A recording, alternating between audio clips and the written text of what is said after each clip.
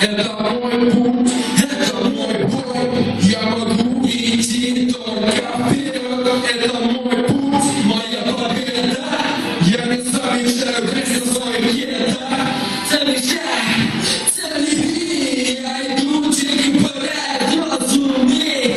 Замечай, моя паранойя, я не бачу происход на дороге. Что же легло в основу моих куплетов шейков на поле потасовок? Этот бой будто тейкер, я ставил на места. Этот став будто сталь неспроста потаскал сатану. Батюшка, от магнитолы с кассетой до монитора в студии не качал и запускал сетов. Все делал лишь один я. Первые записи, надписи, а я не в адеквате. Мои манеры тогда не попадали не в один катер. Первые баблы победы несли по интернету.